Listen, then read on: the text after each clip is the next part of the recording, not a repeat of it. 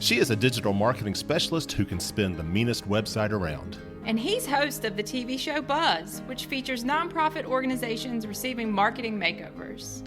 Here on Buzz for Good, we talk all things nonprofit, the people they serve and the good they do.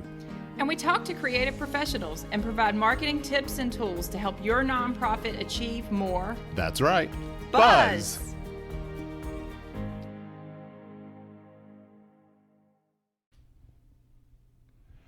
And greetings, everybody. Welcome to Buzz for Good, our radio and TV show simulcast that we air in partnership with our good friends at WFIR and Blue Ridge PBS. Here on Buzz for Good, we talk all things nonprofit, the good that they do in our communities, the people whom they serve, and we provide them with marketing tips and tools to help these nonprofits achieve more buzz. My name is Michael Hemphill. I am the creator and host of the TV show Buzz that airs on Blue Ridge PBS. And with me is my good friend, Carrie Cousins, the president of the American Advertising Federation of Roanoke and director of marketing at Lead Point Digital, who provides so much buzz to so many nonprofits here in our region and on our TV show. Carrie, say hello. Hello, everybody. We have a great show for you today. On today's show, I will be talking about our next episode on Blue Ridge PBS featuring the Virginia Children's Theater in partnership with Tudor House. That episode is going to air this coming Wednesday night on Blue Ridge PBS. We will also be hosting a free, open to the public watch party at the Grandin Theater. We'll talk about that in a little while. We're also going to talk with RAMP this week. RAMP is our technology accelerator here in downtown Roanoke. They are part of the Verge Alliance and have a new cohort that just got started. Excellent. And we will be talking about Give Roanoke Day coming up on April the 20th, hosted, coordinated by the Council on Community Services. We also have a lot of videos that they have been soliciting on behalf of all of the nonprofits participating in the day. So we will play that in a little while.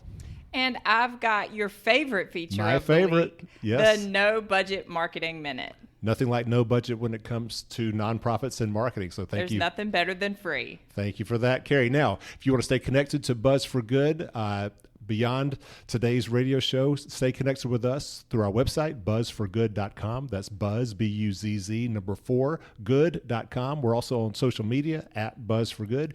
You can also watch past episodes of our TV show, as well as listen to past episodes of this radio show through Buzz for Good, either episodes for our TV show or podcast for past radio episodes. And I want to thank our sponsors, Partners in Financial Planning. That's partnersinfinancialplanning.com, and Freedom First Credit Union, freedomfirst.com. Now, we always start off this show by talking about the nonprofit work and experiences that we have had over the past week. Carrie, last time on the show, you were talking about your preparations and the region's preparations for the Blue Ridge Marathon happening April the 16th. I'm almost ready to run.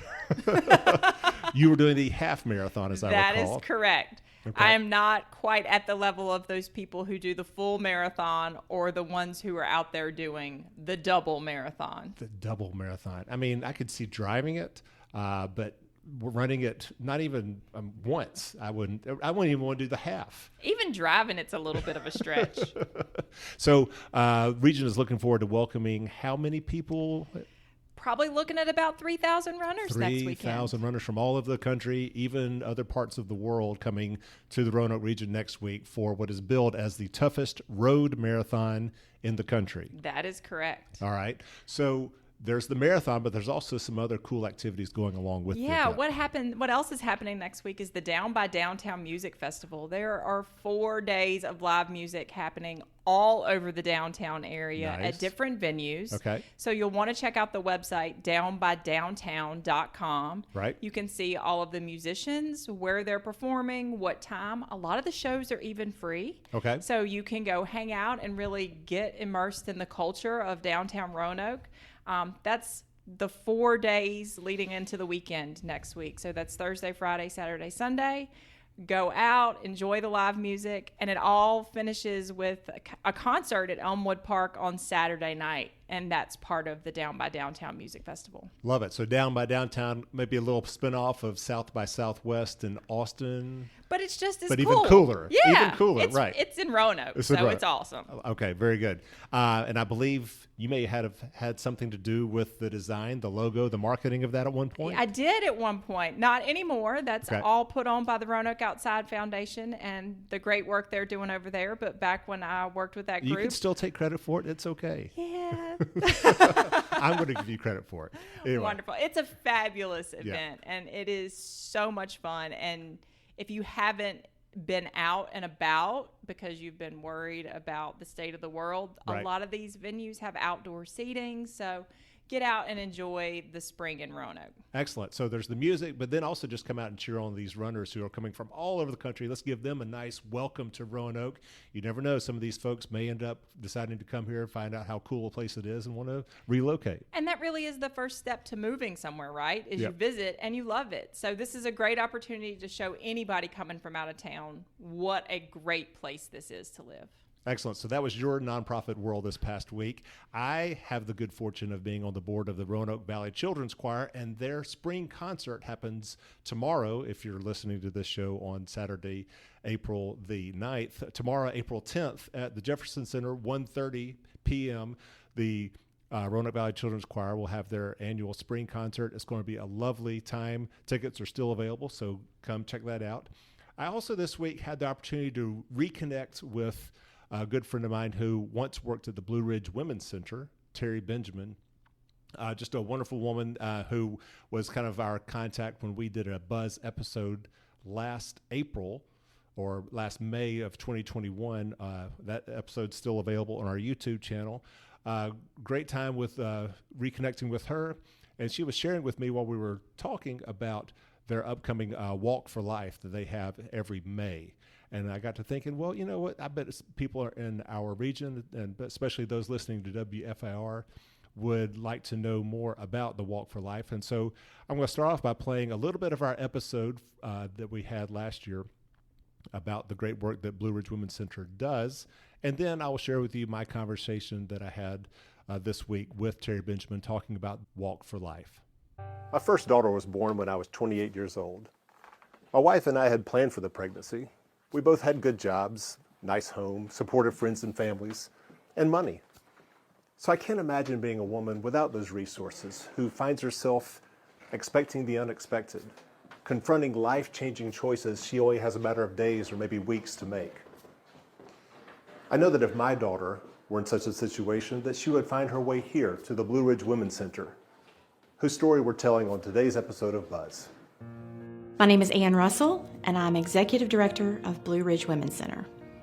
Blue Ridge Women's Center is a pregnancy medical clinic. We are a nonprofit.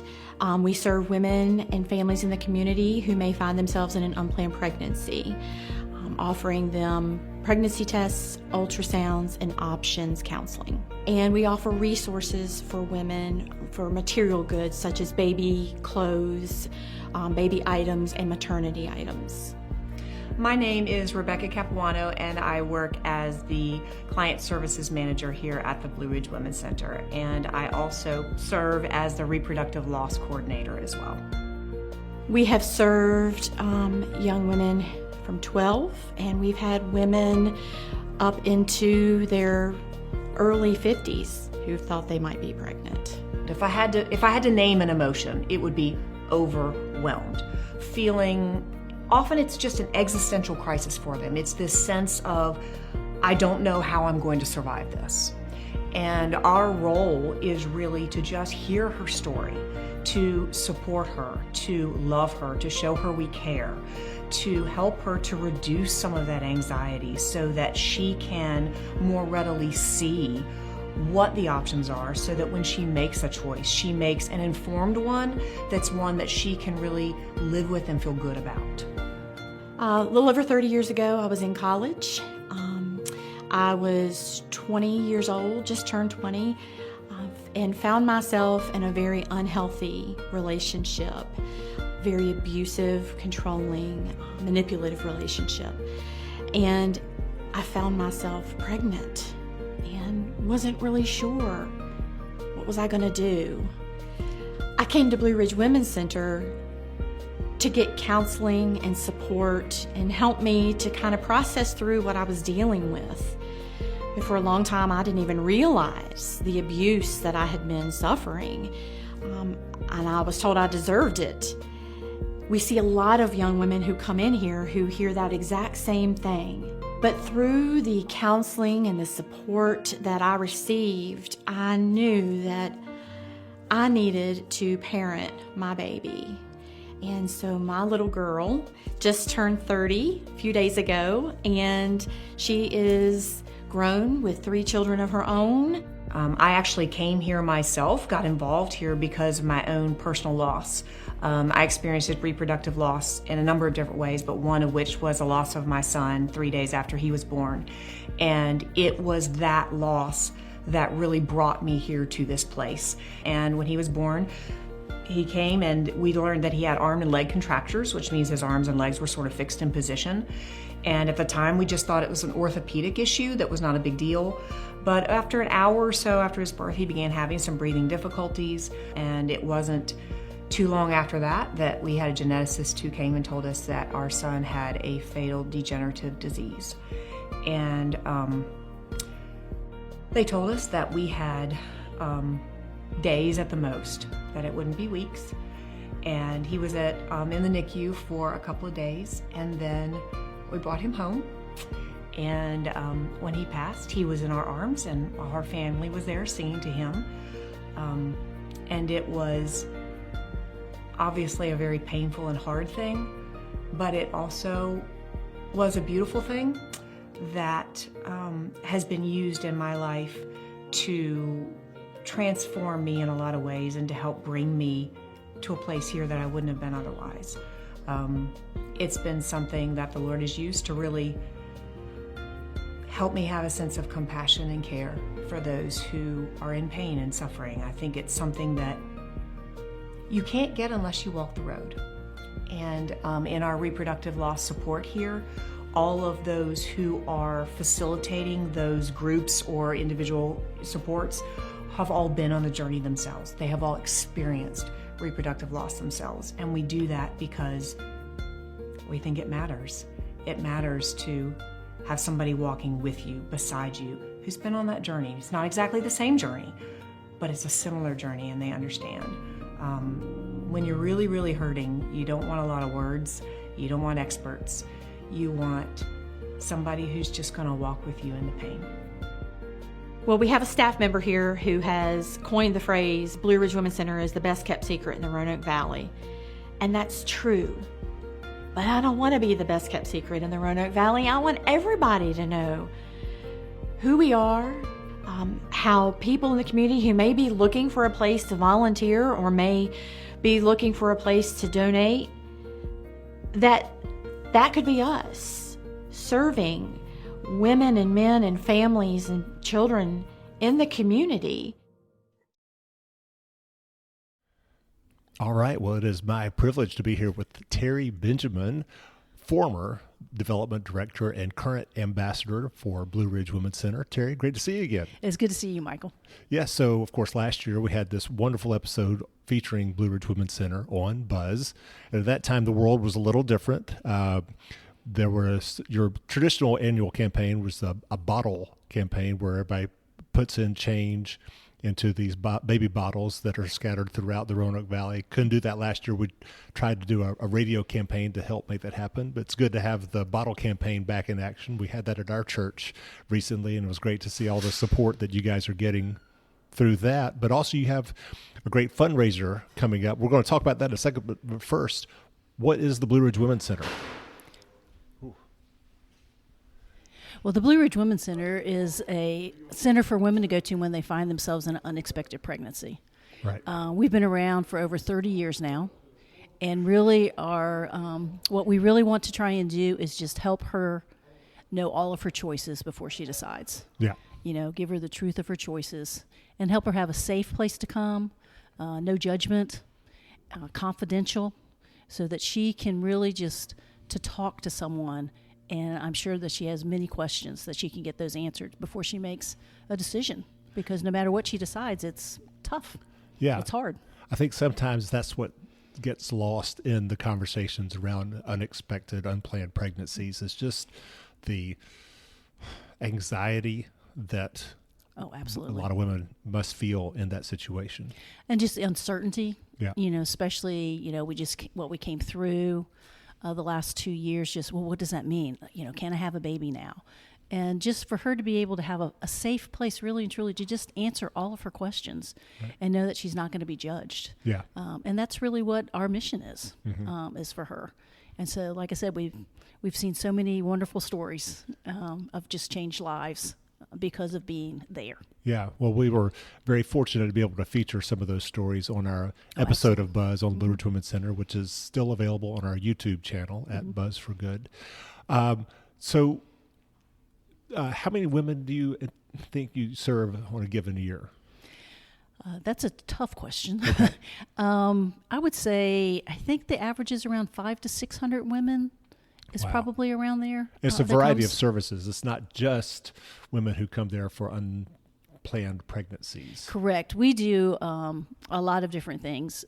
So we do give her the pregnancy test, so she can come for a pregnancy test. We also have an ultrasound that she can have. We have limited STD testing, and those are all free of charge because of generous donors. Right. And then if she chooses life, we also have a store that she can shop for and take parenting classes online. And so that's been very successful as well. And the exciting thing is that we're actually not just going to be a women's center, we're actually going to start talking to the fathers of the babies as well. And so we're planning a men's ministry that's up and coming and hopefully will be available really soon this year. Excellent. Yeah, men unfortunately get off the hook a lot of times in these situations, and they are equally as responsible, or should be equally as responsible in the life of a child. Oh, absolutely. And they said, I think there's a statistic that says 80% of the decision comes from him. That she depends on him. That that's wow. where she gets her decision making from. And so it's we're missing it when we don't speak to him as well. Right. Now you say that if the woman chooses life, then they can be part of the store that you have. Yes. There. We should say though that you do not provide abortion services at Blue Ridge Women's Center. Correct, not at all. Okay. We mainly just let them know what the procedure would look like, but no, we do not do any type of abortions at all or refer for abortions. Right. We do help with adoption. We can connect them with adoption, and then parenting, we have a lot of resources for them as well. And all, again, Michael, is free of charge because of generous donors. That's incredible. So talk about this fundraiser that you have coming up. Yeah, we have the Walk for Life. It's one of our major fundraisers that we do every year. It's May 7th. It's going to be at Wasena Park. Okay. And we love to have people come and just show their support for life. And so it's going to be, if they really want to register, like I said, it's May 7th, they can go to our support site, which is supportbrwc.org. And that's where they can register for the walk. But it's just a great time to get together and show support for life. Right. And, so we would love to have as many people as possible come out. Now, how is it a fundraiser? It's a fundraiser because you would register to walk and then you would get sponsors. Okay. And so you would just ask, hey, can you sponsor me for $25? I'm going to do the Walk for Life this year, or $100. And that's how we really raise the funds, is through sponsors.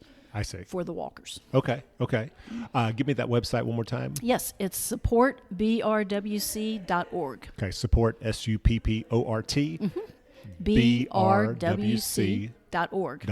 Okay. And there'll just be a link there that they can register for the walk. All right. How many people do you typically have registered for this? In the past, everything's changed. Are we talking pre or post? Let's be aspirational. Yeah. Let's talk pre. We would love to have, over 100 to 200 walkers there. Would be absolutely marvelous. Okay. So please, grab your friends. Yep. We always claim, never walk alone. So if you're going to Nice. register you and a friend, and then come and just, it's a 2-mile walk. Okay. So it's very easy for strollers, for families, very family friendly. And does everybody do it at the same time? Yes. Same place? Yep. Great. Yep. Okay. We'll gather. I think it's around 8:30. I think the walk starts at 9 usually, and it's a 2-mile jaunt, and just get together with your small group. It's a great small group activity. How wonderful. Well, What else do people need to know about Blue Ridge Women's Center going into this season?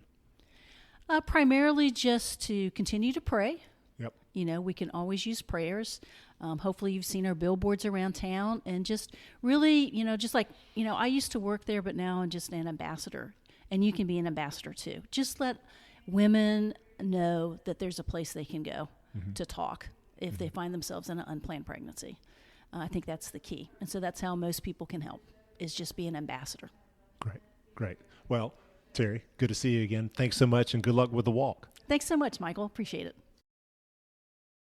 That looks like a great event and for a fantastic cause. Indeed. And speaking of another fantastic event and a great cause, this Wednesday night, April the 13th, 7 p.m. on Blue Ridge PBS, we will be airing our next Buzz TV episode featuring just a fabulous collaboration between the Virginia Children's Theater and Tudor House. Tudor House, some of you may know, started in the tragic aftermath of Lewis Tudor's suicide death in July of 2020.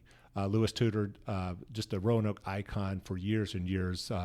His family owned Tudor's Biscuit Company.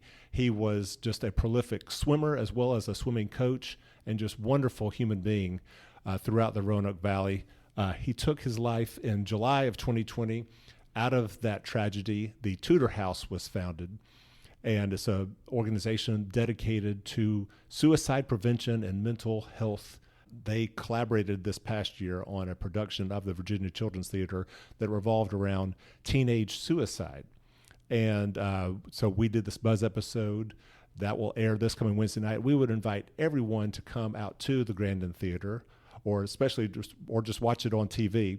But there will be a community watch party at the Grandin Theater starting at 7 o'clock this Wednesday night, free and open to the public. We'd invite everyone to come.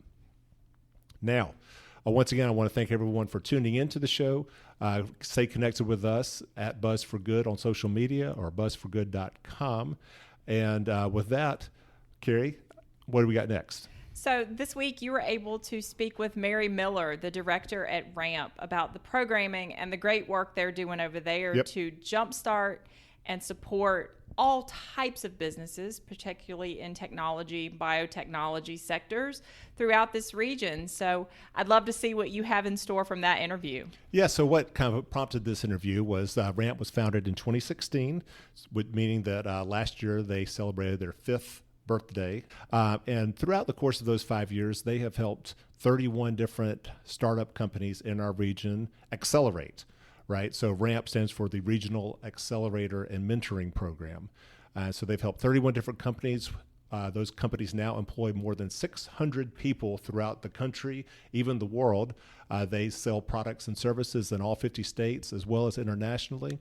And so I just thought it would be a great opportunity to talk to Mary about the 5 years that they've had, as well as they just started a new cohort here in the Roanoke, New River Valley region, and this seemed like a good opportunity to find out what they are about. And it's a biotechnology cohort this time around, correct? Indeed, yes, health sciences and life sciences. And so if we really want to tie some more community engagement together, the biotechnology community also got a new educational program this week with Virginia Western announcing they're going to offer a degree in biotechnology.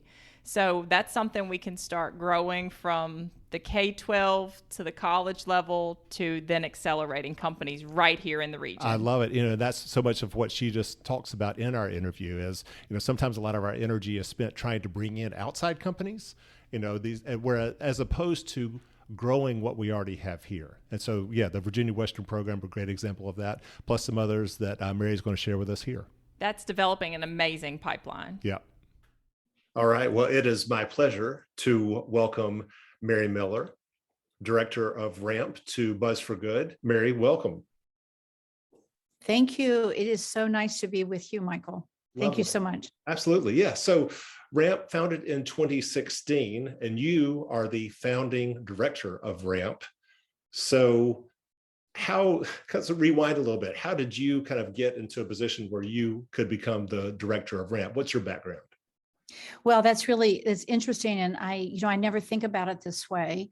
I have been very entrepreneurial all my life. I never described myself that way, but as a child, I was very entrepreneurial. And eventually, I am working at Virginia Tech in technology, and I have an opportunity to spin out and start my own company.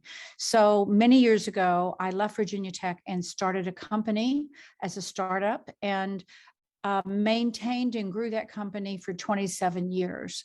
Right around 2016, there was an opportunity for me to place most of my clientele and kind of step away from the leadership of that company on a day-to-day basis.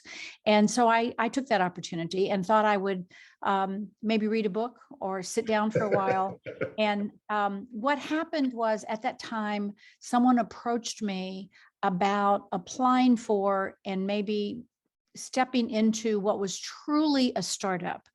The idea that across our region we would have a very specific job to be done to find startups and provide them the support they needed so that they could grow right here. At that time, there were quite a few startups believing that they needed to leave the region. Austin, Texas was the mecca for startups. Oh, yeah. There had been an accelerator there called Techstars, which is still there. And a lot of young companies believe that you've either got to go to the Silicon Valley or to Techstars. So across Virginia, we were exporting our entrepreneurial startups. And there had been identified many years earlier in a regional study that for our region to truly grow and benefit the way that it could, is that we needed to work to keep our startups here. Mhm. So that was really the energy behind that. I agreed we didn't have a lot of money. I agreed to take the job for half pay and see what we could do in the first year. But the region has always, I know this region, it's incredibly generous. It was very easy to find accomplished leaders to step in as mentors and to kind of move the needle very quickly on supporting our startup. So that was the beginning. It just within a year, my position was full time, and we were bringing in companies and really kind of beginning to get a roll going. As you said, we did obtain $1 million grant from the federal Economic Development Authority to double our output, which gave us an opportunity to hold 2 cohorts a year, one focused on health and life sciences and one agnostic to technology, just a technology startup to work together. So that's where we are today. We're holding 2 accelerators a year, and we continue to grow and support those startups. Well, it seems like a lot of traditional economic development has been trying to attract the major outside company to come to your location, rather than, in this case, it's more about kind of growing the talent that is already here. Is that a fair assessment of kind of how economic development has been thought of in the past versus today? That's really true. I say in economic development that there's 2 kinds of tasks. One is the hunter that goes across the country and tries to hunt for the large corporation that would like to move to our region and grow here. The other is the farmer, and I'm just a farmer. We sit in a region of incredible research development, whether you're looking at Fralin Biomedical or you're looking at Virginia Tech, or even if you're looking at the entrepreneurial activities of Hollins or Radford, and many of our universities are producing cutting edge thinkers. And there really wasn't any formalized way for them to take hold and get the help that they needed. But I truly am a farmer. I mean, and farmers are constantly testing their soil, adding amendments, trying to pick the right plants, trying to give them the right resources they need to grow, and then hoping that the weather cooperates. So all of the risk factors in farming we have. However, if you look at farming, all the studies across the nation, and the Kauffman Foundation is really big in these kind of studies, but many, many economic development studies show that when you home grow and support your homegrown companies, that's lasting economic development.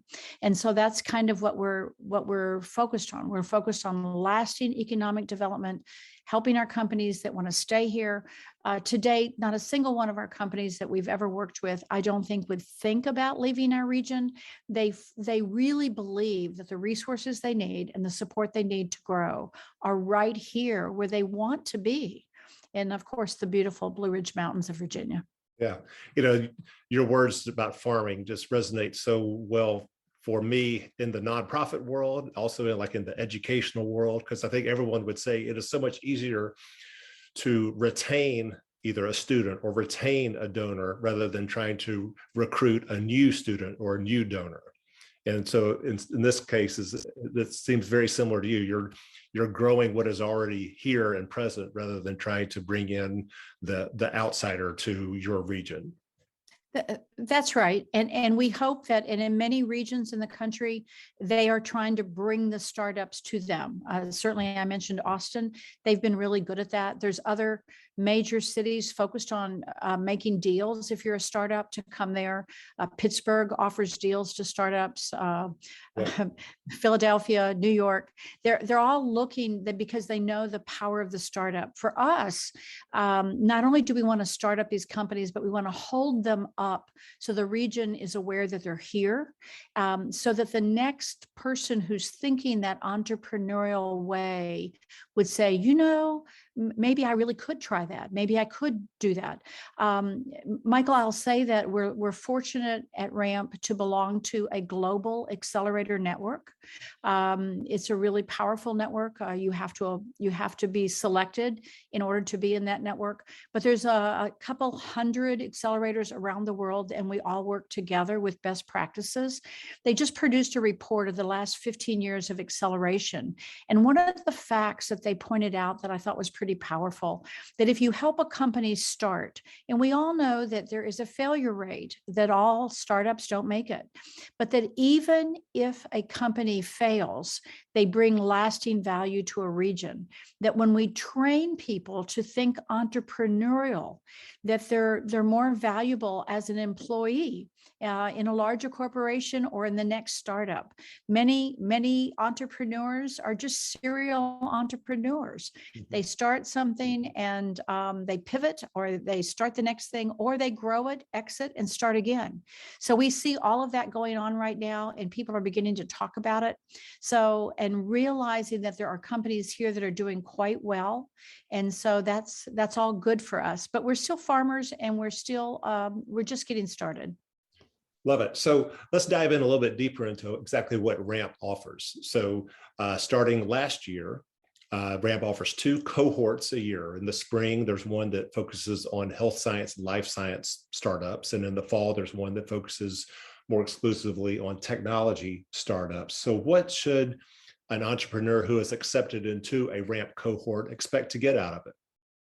That's a great question. I mean, there's some things, and I'll say it right up front because people believe that they all need money. We do provide a $20,000 non-equity grant to the company. $20,000 isn't very much, but it is intended to help the companies do what I say is spend 13 weeks not just working in their business, but working on their business. And so it's once you started a business, you sometimes you're just spinning so many plates and running wide open. You don't really have time to pause and think about all your processes. So we ask companies to consider 13 weeks to truly focus on their business. And in doing that, our goal is to help them refine their market sector and to help them understand where their beachhead is. And we want companies to think about how to be profit impatient and go after the market that's more within their reach, even though there may be multiple markets that they can go after. So there's quite a bit of work done on market validation. In addition to all of that work, which can be a very big initiative, we surround them with expertise, legal expertise, accounting expertise, a banking expertise, HR expertise. Young companies know what they know, but they don't know what they don't know. And so I just before taking this call, I was helping one of our young companies that's doing extremely well. And they've got questions about export. They've got customers now in Canada and Australia, and they want to export their product, but they know they've got questions about what do they have to consider before they start exporting. And what I love about this is that the minute they think of a question, they raise their hand and say, who can help me? Who can help me? And so right away, we were able to connect them to some support in the state of Virginia, which will give them exactly the help they need, and helping them figure this out. I say the one thing that I want our companies to think about as they go through RAMP is that I don't have all the answers. I just simply don't. I do know a lot of people, and I know a lot of really intelligent, giving, caring people that we can connect you to. And the state of Virginia and the federal government offers a lot of support, but sometimes you have to know where to look and who to ask. We can shorten that.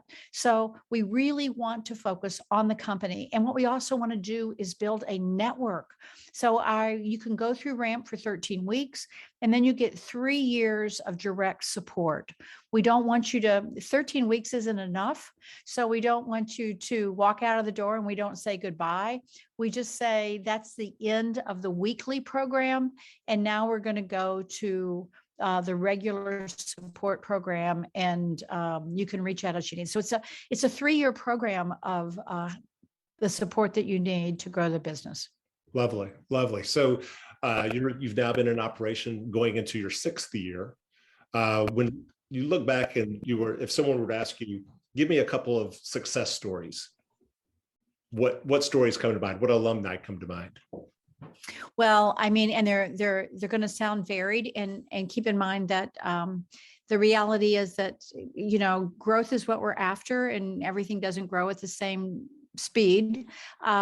A company that last year was recognized as a rising star in our region by the Roanoke Blacksburg Technology Council is Microharmonics. They're doing amazing technological work and producing electronics that are some of the best in the world. They're selling around the world their product, and they've been steadily growing. They have now doubled in size, and they've hired about 4 new employees full-time. They're working with major electronic companies and NASA and so forth, really producing uncompared product in the marketplace. There's other companies, Ticket Spigot, which is one of, I'm so proud of what they've been able to do. They came through RAMP with 2 employees. And I think recently they have about 40 employees now. They're in all 50 states. They offer electronic ticketing services into high schools.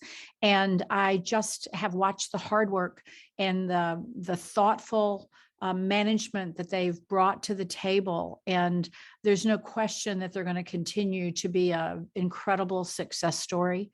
And then you can look at a whole different realm of someone like Sammy Lemoy. His company is Alchemol Research. He's been working for 5 years, but drug development it's a very long process. He's been working for 5 years in the drug development world. His focus is on cancers, aggressive cancers, and he continues to make incredible progress. And so we're really proud of Sammy's work and how he's moving forward. And we just would love to see that his drugs get to market. And we look at someone like Sarah Snyder, who is bringing different kind of testing into the healthcare world. And she's about to come out of a new trial with Carillion, and we're going to see kind of major growth in her company. She's been incredibly successful with obtaining federal grants from NIH, which is a wonderful way to grow. I say to people, if you can obtain the SBIR funding or the NIH funding, that's non-dilutive funds to grow your company. And she's been extremely successful with millions of dollars in that world, and just continues to be smart, hardworking, and connected. The company I was mentioning a moment ago, Render, they have a portable laser cutter that many people in our region might have been following last year. They raised $1 million in investment dollars, and then they did a GoFundMe campaign where they sold their laser cutters online, and they sold, I think, about 650 of them. They'd hoped to sell $50,000 worth, Right. and they sold about $700,000 Incredible. worth. Incredible. Yeah. So they're just, it just goes on and on with some of the, and they're generous and they're sharing and they're kind, and all of these startups are willing to help the next startup. So that's one of the things I'm really proud of. But we've got a number of very successful companies. And it's wonderful to follow all the work that all these different companies are doing. And you're just starting a new cohort right now with a couple of companies. Tell us about them. Well, we have a company that has come in, a very exciting company called Cyto Recovery. Most of us don't think about the importance of sorting cells, especially in a case of sorting blood cells, so that if you had an aggressive cancer that was moving through your bloodstream, they're able to sort out those cells and then have those cells to do additional work on so that they can better provide personalized medicine. So Cyto Recovery is a company that has grown out of a lab at Virginia Tech and in microfluidics, but they kind of bring a lot to the table in that regard. And so they have also already raised some money and obtained some patents, and really proud of the work that they're doing. And I think that we're going to see some exciting research come out of the work. They currently have a process unlike any in the market, and they'll be selling it to researchers. And so again, it's a challenging market, and they'll be selling equipment and processes in that regard. And our another company that we've brought in this cohort is led by Tammy Kemp, who comes with a 30 years of experience in the nursing industry, and her ability to she's doing some really cutting edge work with looking at patients' charts, and while they're hospitalized, and able to match resources that are needed on that floor with the right nurse for the right care and the right equipment also. So it's possible that a patient can be more critical, and we're not pulling all the data together. So she has a technology solution where she's pulling data together in real time and notifying at the nurse's station in real time patients that may need more critical care in the moment. And it's pretty exciting. Yeah, love it. So what does the future look like for RAMP? You know, I'm excited for the next 5 years. The reality is we're beginning, we haven't reached a tipping point. I wouldn't think necessarily. We're a startup and we continue to move forward, but more and more people, and Michael, work like this, and you're helping more and more people understand the opportunities that we offer. And as we have more and more successful companies, success begets success.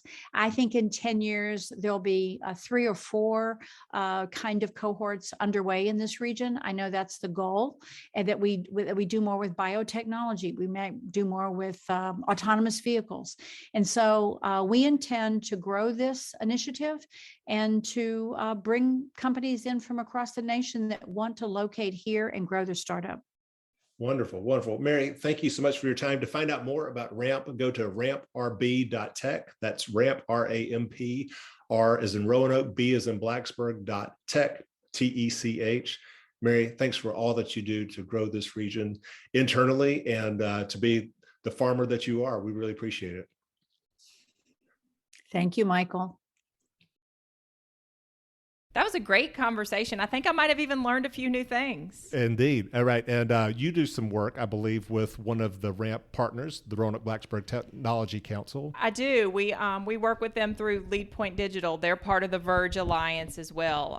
It's all a great group of people coming together to really support the technology community here in this region. Right. So if you are in that space or want to be in that space, we would invite you to reach out to RAMP, ramprb.tech. RBTC, which is rbtc.tech. Right. And one more time, I want to thank our sponsors of this show, Partners in Financial Planning, a Southwest Virginia-based financial management firm headquartered in Salem, partnersinfinancialplanning.com, and Freedom First Credit Union, where people bank for good. Find out more at freedomfirst.com. Also, as a reminder, please come out this Wednesday, 7 p.m., to Grandin Theater for the watch party for our next TV Buzz episode featuring Virginia Children's Theater and Tudor House. Of course, you could also just tune into Blue Ridge PBS and watch the episode there as well. If you come to the Grandin, though, show up by 6:30, where we will be enjoying some performances by Virginia Children's Theater.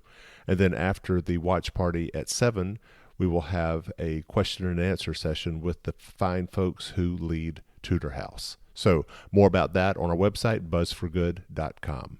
Next up on the show, we are going to return back to a more traditional nonprofit space, and that is Give Roanoke Day, happening on April the 20th. Give Roanoke. Give stands for Give, Invest, Volunteer, and Empower. And Give Roanoke Day is being coordinated this year by the Council of Community Services. Wonderful organization that's been around for about 60 years and has been involved in so many wonderful partnerships throughout this region. They helped start TAP, the Total Action for Progress.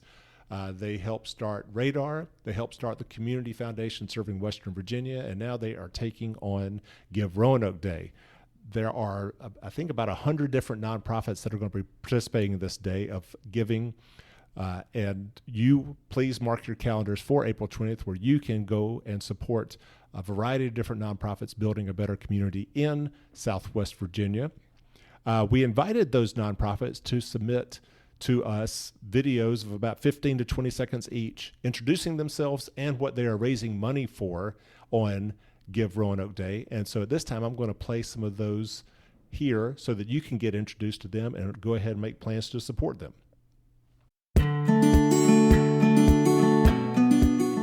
My name is Rachel Geary. I'm the Development Director for ARCH. We are dedicated to bringing people home after the crises of homelessness and or addiction. Our mission is to provide safe, supportive recovery and opportunities for self-sufficiency to the most vulnerable citizens here in the Roanoke Valley. We hope that on April 20th, you'll join us in our mission to help these folks on their first step out of those cycles of crises. Hey Roanoke, Emily Pinkerton here with Boys and Girls Clubs of Southwest Virginia. Every day at our 11 club sites, we are doing whatever it takes to make sure that these young people have what they need to become productive, caring, and responsible citizens. Your support ensures we can continue to offer safe havens, mentors, and youth development programming that lead to their great futures. Thanks for giving. Hi, I'm Alex Barge with Brain Injury Services of Southwest Virginia. Support provided through Give Roanoke this year will go towards helping us provide free case management services for survivors of brain injury. This includes children and adults and people who have been in car accidents to people who have had strokes. Again, your donation will help ensure that this stays free regardless of income. We appreciate it. Hi, I'm Will Anderson, President and CEO here at Blue Ridge PBS. You know, we're all about education for everyone. And Give Roanoke helps us serve the 42% of the Commonwealth we serve here at Blue Ridge PBS. Help us to continue to create local educational content and continue to share the sights, sounds, and stories of Southwest Virginia. Thank you. Hey, it's Marnie, and I'm at CCC St. Francis House. Behind me is our 1988 van that is 34 years old this year. We are raising money for Give Roanoke to raise $15,000 to replace our van so that we can continue to pick up food and stock our shelves to feed families throughout the Roanoke Valley. Thank you so much for your generosity and support. Hi, I'm Jack Perkins, the Executive Director of the Compress and Shock Foundation. This May, we're inviting the public to own the outcome in cardiac arrest. May 21st, we're having free CPR and AED training for the public. Please help consider supporting us or coming out as a learner, and check out our website, compressandshock.org. Thank you. Family Promise of Greater Roanoke is a local response to the crisis of family homelessness. We partner with families with children to prevent homelessness and avoid shelter, to shelter those who lose their homes, and to provide continued help when they move from shelter to their home. Every child deserves a home, and you can make that happen. Hi, I'm Linda Henschel, President and CEO of Family Service of the Roanoke Valley. Thank you for giving to Give Roanoke. Your donation helps us as we support individuals and families as they journey toward emotional wellness, healthy relationships, and a future filled with hope. Thank you. Hi, we are Freedom Southwest Virginia here at the Community Solutions Center. We give hope to adult students seeking valuable culinary skills and certification to excel in the food service industry. These incredible students give hope to children facing hunger in Roanoke by preparing fresh meals every day. And by supporting the Community Solutions Center, you can give hope to. Hi, my name is Aaron Dowdy, and I'm the Executive Director for Friendship House Roanoke. For Give Roanoke this year, we are raising funds for our refugee housing program. We just purchased this apartment for refugee families who are fleeing war and violence, and we hope to raise the final $20,000 on Give Roanoke Day so that we can finish renovating this apartment for families. Hi, I'm the Program Coordinator at House of Bread, a faith-based organization providing job skill training and mentoring to women coming out of incarceration. During Give Roanoke, we're hoping to raise $3,600 that will fully fund our next 8-week baking session. Check out our page for more information, and thanks for your support. For Give Roanoke, Huddle Up Moms is raising money to provide high-quality doula trainings and birth support access to women of color in the Roanoke Valley. Our goal is to raise $4,700, and with your help, we can support up to 6 women of color to complete doula training and begin providing more equitable birth services in the Roanoke Valley. Hi, I'm Ron Boyd, President and CEO of LOA, the Local Office on Aging. We appreciate your support during the Give Roanoke campaign. Your donations will help us support our over 30+ community-based programs and will help seniors to remain independent for as long as possible. Hello everyone! New Freedom Farm is excited to participate in Give Roanoke on April 20th, and all of our funding will be used to help more veterans and more horses here at New Freedom Farm. We're super excited to participate in this grand event, and we look forward to having you help us help more veterans and more horses. Have a great day. Hi, my name is Carrie Pratt, and I'm representing the Prevention Council of Roanoke. We need your help to continue providing education and wellness initiatives in our community. Please join me and donate to the Prevention Council on April 20th. We would love it if you could donate at least $21 in honor of our 21 years of service. To find out more, please visit roanokeprevention.org. We are Franklin County Humane Society, and we are raising money to save more lives. Hi, I'm Rachel with Restoring Hope Roanoke. We're participating in Give Roanoke this year to raise money for Jobs for Life and Faith and Finances classes, training for church-based English teachers, helping without hurting seminars, and more. Will you join us? Hi, I'm Mary Beth Mills with Restoration Housing, a nonprofit developer that restores vacant and blighted properties for affordable housing.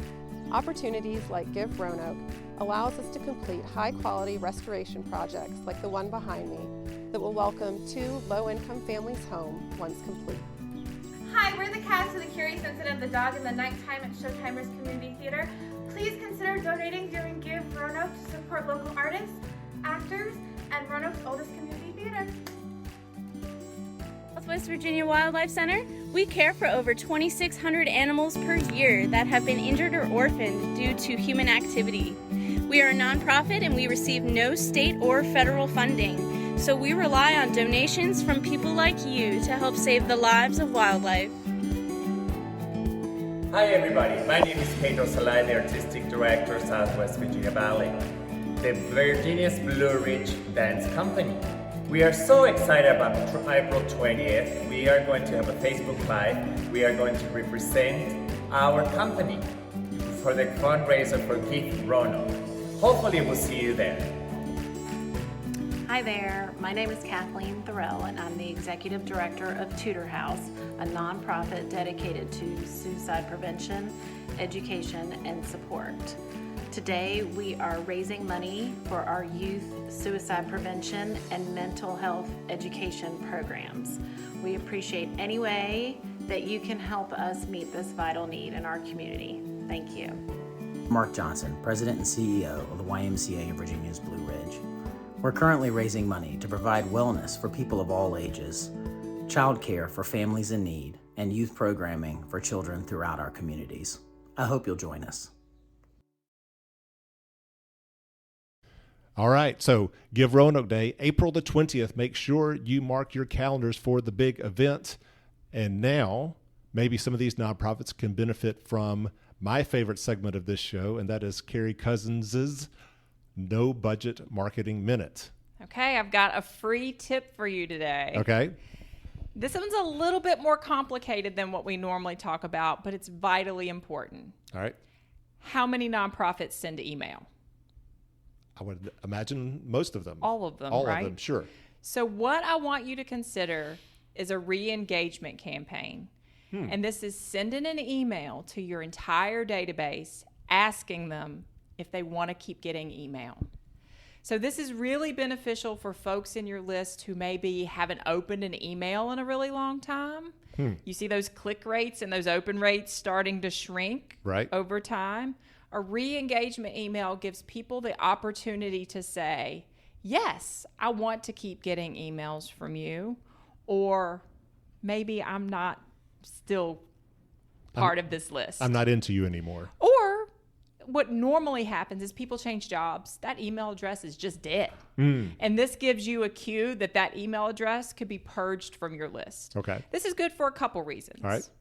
You want to send signals to the email universe that your email is not spam, right?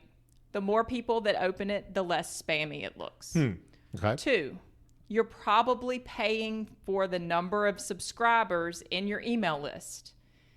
If you're sending emails to dead space, you're paying for dead space. Right. Let's get them out of the database. Okay. And 3, the re-engagement campaign is an extra opportunity to connect with people. Put a little carrot out there to re-engage. Maybe give them an invitation to an event you have coming up, or offer a sticker or something just to kind of reconnect with that audience. But it's a really good way to kind of gauge your email subscriber base and clean out all of the stuff that doesn't need to be there.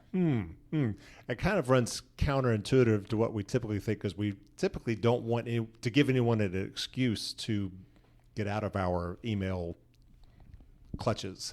I don't want them if they don't want emails from me. Well, that's true. Because what will happen at some point, you know what they'll do to your email? Just ignore Mark it as spam. And there is nothing worse than having your emails flagged as spam. So I'd rather give people an opportunity to opt out on their own than to mark us as spam. And really what an re-engagement campaign really does is it reaffirms people who want to get emails. Very seldom do you get a lot of unsubscribes from it. Mostly you see that the people who haven't been opening just aren't there anymore. So how would you set that campaign up? Like, what would you put in the subject line? Are you still into us? Yeah. Do you want to get emails from us? Yeah. Hey, how are you doing? I would make this kind of light, kind of fun, so that it stands out in the inbox, and I would make this action at the top. It does not need to be a long email.